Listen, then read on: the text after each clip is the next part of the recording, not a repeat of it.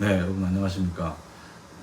오늘 결혼 생활에서 좀 이야기를 하고 싶은데요.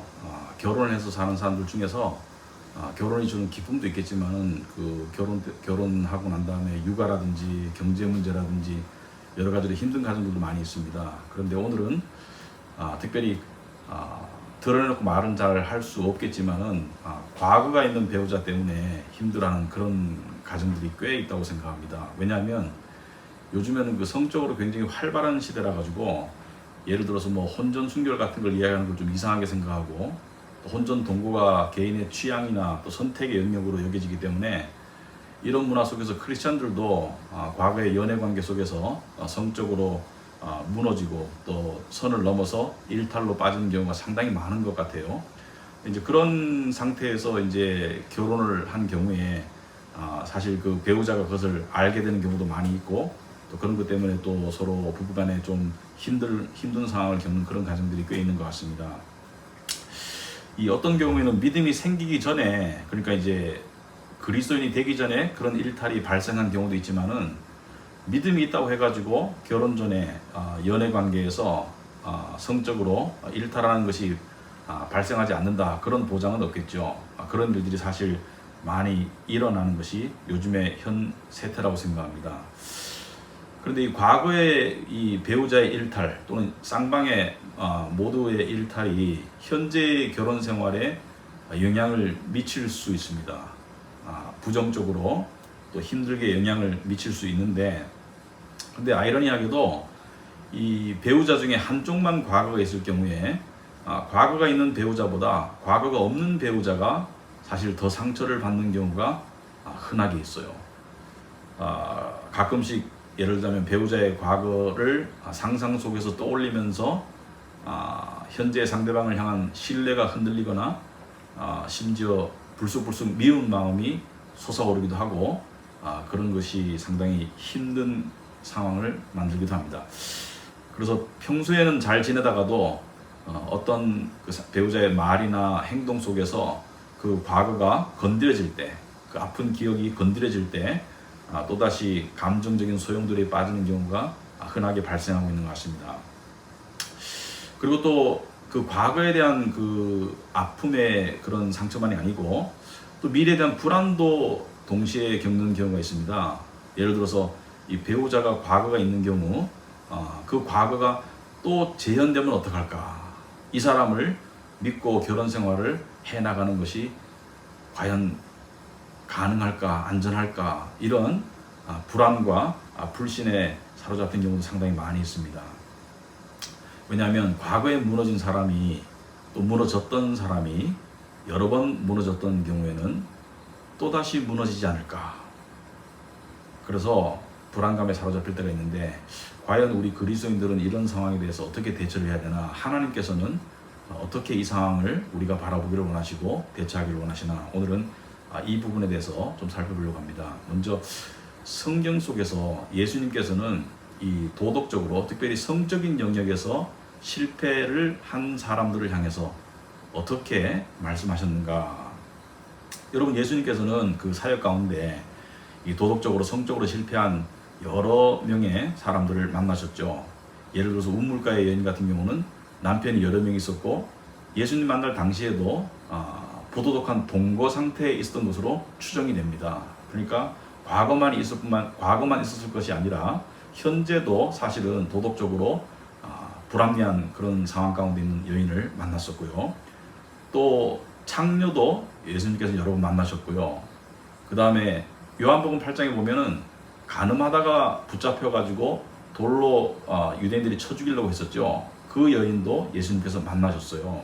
그런데 예수님은 이러한 도덕적으로 실패한 사람들을 향해서 단 한 번도 너는 성적으로 도덕적으로 이미 여러 번 타락하고 실패했기 때문에 그 상태를 벗어날 수 없을 것이다, 또는 너는 또 실패할 것이다, 너는 또 무너질 것이다, 그렇게 말씀하시지 않으셨습니다. 물론 예수님께서는 죄를 가볍게 여기시지 않으셨지만은 동시에 죄인에게 은혜를 베푸시기를 잊지 않으셨어요. 한 예를 들자면 간음하다가 걸린 여인에게 예수님은 요한복음 8장에서 뭐라고 말씀하셨습니까? 나도 너를 정죄하지 않는다. 그리고 뭐라고 말씀하셨냐면 그 다음 말씀이 중요해요. 가서 이제부터 다시는 죄를 짓지 말아라. 예수님께서는 냉소적으로 절망적으로 네가 여러 번 실패했기 때문에 이 끔찍한 죄를 저질렀기 때문에 앞으로 또 그럴 거야. 너는 어쩔 수 없어. 이렇게 말씀하시지 않으시고 예수님께서는 이제부터는 죄를 짓지 말아라. 건설적으로 소망적으로 말씀하셨습니다. 예수님께서는 죄인을 향해서 그 죄는 중하지만 사랑으로 대하시면서 회개할 기회를 주시고 또 새로운 삶으로 나아가라고 예수님께서는 소망도 주셨습니다. 제가 이 말씀을 짧은 말씀을 나누면서 내용을 나누면서 생각해 볼 때 제 기억이 여러 가지 기억이 있는데 한 가지 참 기억에 나는 그런 일이 저와 제 아내가 미국에서 신학교를 다닐 때 이 핀란드에서 미국으로 유학을 온 그런 여학생이 있었습니다. 백인 여학생이었는데 이 여학생이 이제 좀 인기가 많았어요. 젊고 발랄하고 믿음도 좋고 인기가 많았는데 사실 그 다른 남학생이 이 여학생을 굉장히 짝사랑하고 했었는데 결국에는 이 여학생이 그 캠퍼스에서 공부하던 흑인 남성과 나이도 좀 차이가 났는데 흑인 남성과 결혼을 발표했습니다. 그런데 사실 그 미국 남부를 아시는 분들은 좀 짐작하시겠지만은 백인과 흑인이 결혼하는 것은 상당히 그 드문 일이고 그런데 그것 때문에 놀란 것보다는 이 흑인 남성의 과거를 아는 사람들은 어떻게 이 여자 학생이 이 흑인 남자와 결혼하기를 결심했을까? 왜냐하면 이 흑인 남성은 시카고에서 갱단이었습니다. 그리고 마약 중독자였고 알코올 중독자였고 물론 성적으로 문란한 것은 당연한 삶을 살았던 그런 사람이었는데 이 남성과 연애하고 사랑에 빠져가지고 이 백인 여자 학생이 결혼을 했어요. 근데 저희 가정과 상당히 친한 여자 학생이었습니다. 특별히 제 집사람하고. 그래서 나중에 물어봤습니다. 어떻게 그 남성과 결혼을 결심하게 되었나? 제 아내가 친구로서 물어보니까 이 백인 여학생이 이렇게 답을 했다고 합니다. 이 남자는 내가 지금까지 만난 사람들 중에서 영혼이 가장 아름다운 사람이다. 왜냐하면 예수님을 너무 사랑하기 때문에 영혼이 아름다운 사람이다.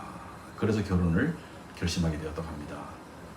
그 과거에 수많은 여러 가지 실패들에도 불구하고 이 남성은 예수님을 만나고 그리고 회심하고 예수님을 사랑하는 가운데 그 영혼이 아름다워졌고 그리고 삶이 달라졌습니다. 현재는 중국에서 두 부부가 아들 셋을 낳고 선교사로서 지금 열심히 하나님의 나라를 섬기고 있고 참 아름다운 가정을 이루고 있습니다. 만일 여러분의 현재 삶 가운데 배우자의 과거 때문에 힘들어하거나 또는 악몽 같은 상황에 시달리는 경우가 있다면 저는 그 부부에게 성경을 바탕으로 두 가지 권면을 하고 싶습니다.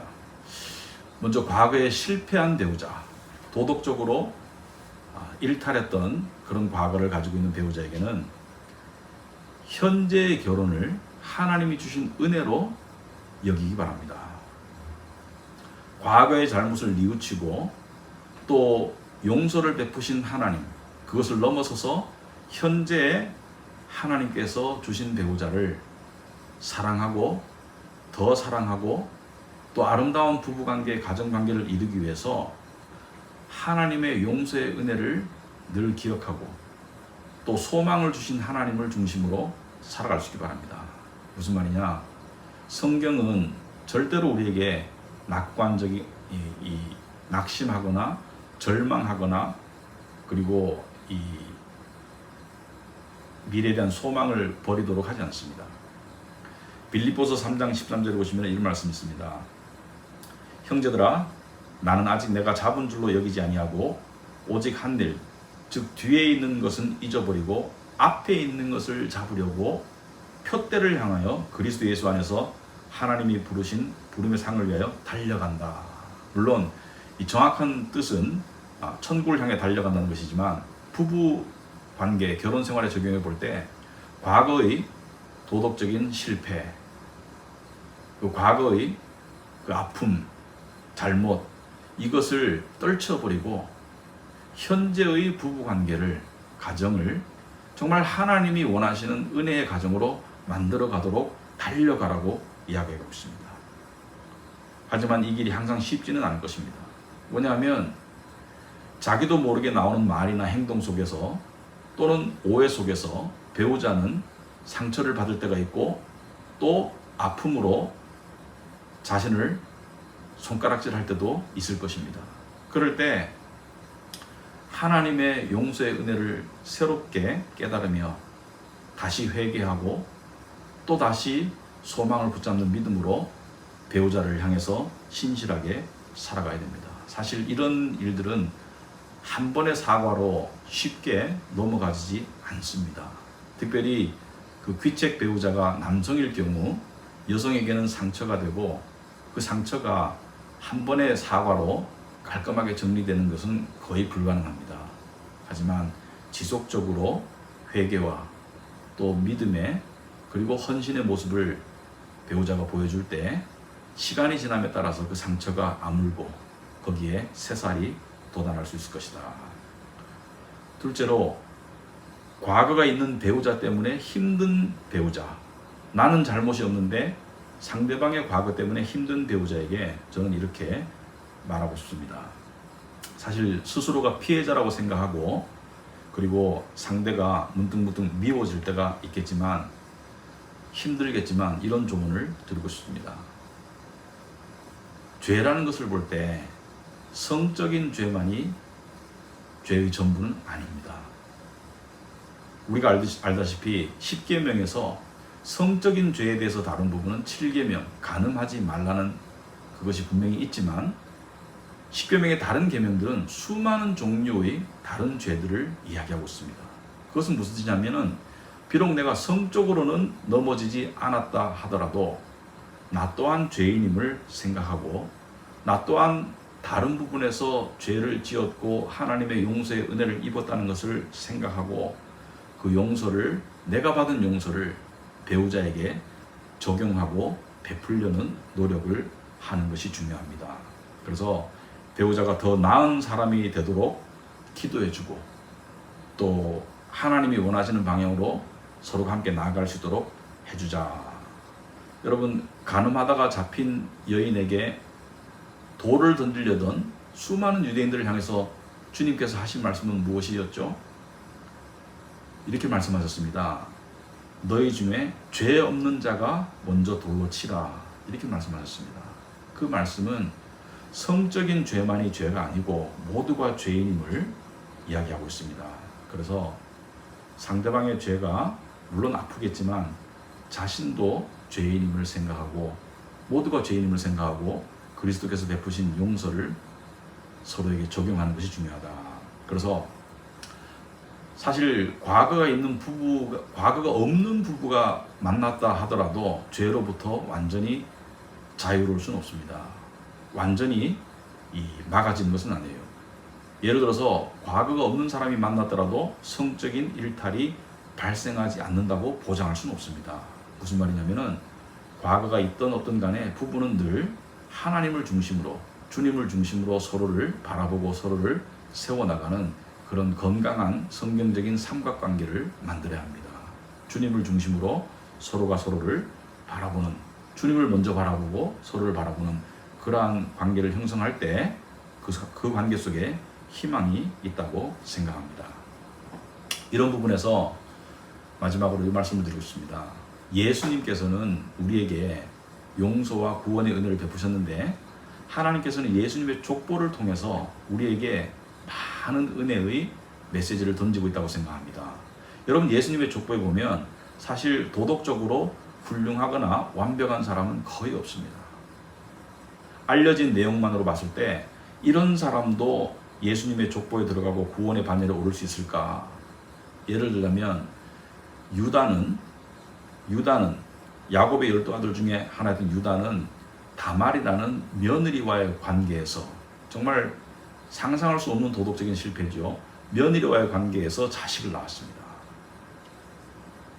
그리고 라합은 전직이 창녀였습니다. 그래서 라합을 이야기할 때 항상 창녀 라합이라고 이야기가 나오죠. 라합은 국제적인 창녀였습니다. 국제적인 그 당시에 비즈니스나 또는 그 생계를 위해서 먼 타국에서 온 사람들을 받아들였던 창녀 라합. 그 라합은 살몬을 만나서 예수님의 족보에 들어가서 자식을 낳는 그러한 보아스를 낳는 그러한 은혜를 입었습니다. 창녀임에도 불구하고 살몬이라는 건강한 남자를 만났고요. 다윗은 잘 알다시피 우리아의 아내, 자기 신복이었던 우리아의 아내 밧세바를 간음해서 솔로몬을 낳았습니다. 예수님의 족보가 우리에게 의미하는 것은 무엇입니까? 죄를 가볍게 한다는 것이 아닙니다. 하지만 더 크신 죄인을 향한 하나님의 용서와 회복의 은혜를 이야기하고 있습니다. 예를 들어서 라합이 당시에 살몬과 결혼할 때 주변 사람들이 살몬에게 살몬, 라합은 전직이 전문 창녀였기 때문에 당신은 온전한 가정을 이룰 수 없을 것이고 아마 결혼 생활에 실패할 것이요, 이렇게 말했으리라고 생각하지 않습니다. 오히려 하나님의 은혜로 회심한 라합이 당신과 만나서 온전하고 성경적인 믿음의 가정을 이루길 바랍니다, 이렇게 축복해 주었을 것입니다. 우리 믿는 자들은 이미 예수 그리스도의 족보에 하나님의 은혜로 들어갔습니다. 예수님의 피로 인해서 하나님의 자녀가 되었고 예수님이 우리의 맏형이 되는 하나님의 족보에 들어갔습니다. 하나님의 족보에 들어간 자들은 두 부부가 믿는 자라면 비록 과거의 성적인 일탈 때문에, 배우자의 일탈 때문에 아픔이 있을 수 있겠지만 그것은 치유될 수 있고 회복될 수 있고 심지어 아름다운 가정을 이룰 수 있습니다. 하나님의 은혜를 붙잡는다면. 절망은 사탄이 주는 것입니다. 상대방의 과거의 실패 때문에 우리 부부는 절대로 온전할 수 없어. 그것은 사탄이 주는 생각입니다. 하나님께서 주시는 것은 진정한 소망입니다.